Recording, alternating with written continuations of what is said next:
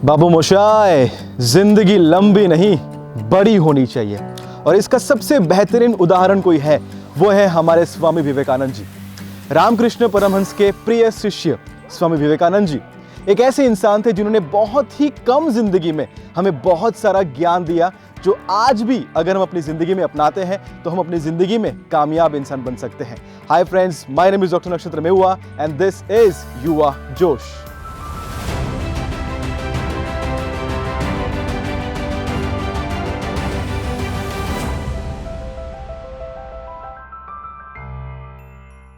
जब तक जीना तब तक सीखना, अनुभव ही जगत में सर्वश्रेष्ठ शिक्षक है।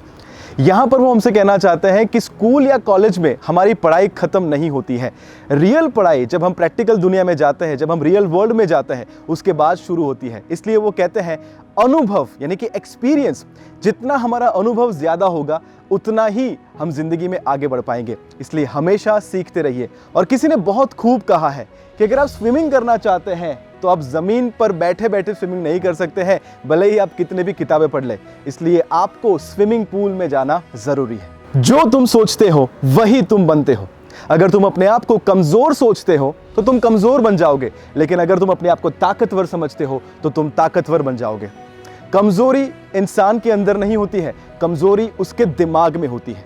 कई बार हम ऐसा सोचते हैं कि सामने वाले को इंग्लिश अच्छी आती है, उसके पास अच्छी गाड़ी है, उसके पास महंगा फ़ोन है। अगर हम हमेशा अपनी कमज़ोरी के ऊपर फोकस करेंगे तो हम कमज़ोर ही महसूस करने वाले हैं। इससे अच्छा हम हमारी स्ट्रेंथ के ऊपर फोकस करें। और मैं आपको बताऊं, हम जो है ना, हम जैसे हैं वही हमारी स्ट्रेंथ है। अगर आप अपनी स्ट्रेंथ को पहचान लेते हैं तो आप हमेशा ताकतवर महसूस करेंगे। हम सभी के अंदर कुछ ना कुछ स्ट्रेंथ होती है और कुछ ना कुछ वीकनेस होती है। अगर हमारा फोकस हमेशा हमारी वीकनेस के ऊपर रहता है तो हम हमेशा कमज़ोर ही अपने आप को मानने वाले हैं। इसलिए आज से अपना फोकस अपनी स्ट्रेंथ के ऊपर ला दीजिए, जो आपके पास है और जो आप हैं उसके ऊपर फोकस ला दीजिए। एक विचार लो, उसी के सपने देखो, उसी के बारे में हर रोज सोचो। आपके शरीर के हर एक मांसपेशियां, आपके दिमाग, हर एक कोशों को उस विचार में डूब जाने दो और बाकी के सारे विचारों को किनारे पर कर दो। सफल होने का यही सबसे बेहतरीन तरीका है। यहाँ पर वो हमसे कहना चाहते हैं कि जो भी चीज़ को हम पकड़ते हैं, जो भी विचार को हम पकड़ते हैं, उसे हमें डेडिकेटेडली फॉलो करना है। लेकिन हमारा प्रॉब्लम क्या है पता है? हम एक सुबह उठते हैं बिल गेट्स बनना है, दूसरी सुबह उठते हैं सोचते हैं कि मुझे विराट कोहली बनना है। कोई फोकस ही नहीं है। जब तक आपकी ज़िंदगी में कोई एक विचार के ऊपर आप डेडिकेटेडली काम नहीं करेंगे तब तक आप सफल नहीं बन सकते हैं। तो शायद आप क्रिकेटर बनना चाहते हैं, आप बिजनेसमैन बनना चाहते हैं, आप एक IAS ऑफिसर बनना चाहते हैं, आपको वही विचार के ऊपर काम करना है और बाकी के सारे विचारों को आपको किनारे कर देना है। जब तक आप खुद पर विश्वास नहीं करते तब तक आप भगवान पर विश्वास नहीं कर सकते हैं। चलिए मैं आपसे एक सवाल पूछता हूं, क्या आपके अंदर जो DNA है वो आपके मदर और आपके फादर से आए हैं, यानी कि आपके पेरेंट्स से आए हैं? इसी तरीके से क्या आपको नहीं लगता कि अगर उस नेचर ने, उस कुदरत ने, उस भगवान ने हमें बनाया है तो कहीं ना कहीं उनके अंश, उनके DNA भी हमारे अंदर है। बस हमें ये रियलाइज करने की जरूरत है कि जिस शक्ति ने हमें बनाया है वो शक्ति कहीं ना कहीं हमारे अंदर मौजूद है। इसलिए मांझी मूवी का डायलॉग मुझे यहाँ पर याद आता है। हम तो ये कहेंगे कि भगवान के भरोसे मत बैठिए, क्या पता भगवान हमरे भरोसे बैठा हो। जब तक आप अपने काम में व्यस्त हैं तब सारे काम आसान है, लेकिन आलसी होने पर कोई भी काम आसान नहीं रहता, वो मुश्किल हो जाता है। कितनी बार आपके साथ ऐसा हुआ है कि आप कोई काम के बारे में सोचते हैं, सोचने से पहले आपको लगता है कि यार कितना मुश्किल काम है, लेकिन जब आप उसको करते हैं, करने के बाद यू आर लाइक, अरे यार ये इतना आसान था, अब तो ये बार बार कर सकता हूँ। लेजीनेस एक ऐसी आदत है जो इंसान को कभी भी वो कार्य करने के लिए उसको प्रेरित नहीं करती है। इसलिए हमें हर रोज ये ध्यान रखना है कि हम कोई ना कोई प्रकार की फिजिकल एक्टिविटी करें। और लेजीनेस तो मैं कहता हूं वो एक नेगेटिविटी का बहुत बड़ा घर नहीं, एक बंगलो नहीं, एक बहुत बड़ा फार्म हाउस है। इसलिए लेजीनेस को तोड़िए और कार्य के ऊपर हर रोज फोकस कीजिए।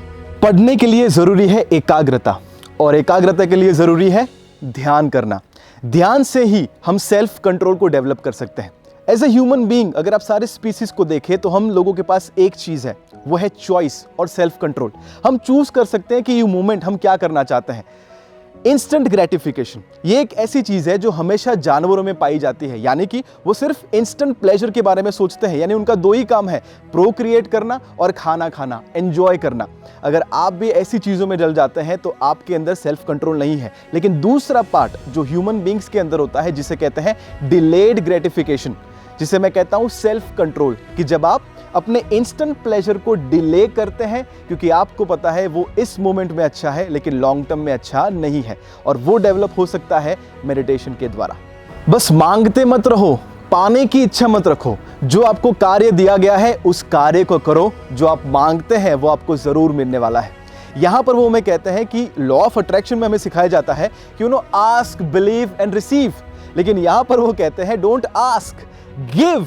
आपके पास जो भगवान ने गिफ्ट दी है उसे दीजिए। आपके अंदर जो टैलेंट है, आपके अंदर जो स्किल्स है, आपके अंदर जो हार्डवर्क है, अगर आप वो हर रोज देंगे, जो आपको चाहिए वो आपको जरूर मिलने वाला है। इसलिए focus on giving, not on asking. इस वीडियो को शेयर कर दीजिए जिससे हम इंडिया के युवा को हमारे स्वामी विवेकानंद जी जैसे महान लोगों की बातें उन तक पहुंचा सके और उन्हें सफल बना सके। हमारे YouTube चैनल को सब्सक्राइब कर दीजिए, बेल आइकन पर क्लिक कर दीजिए, हमारे Facebook पेज को फॉलो कर दीजिए। आइए मिलकर इस देश के युवा में जोश जगाते हैं।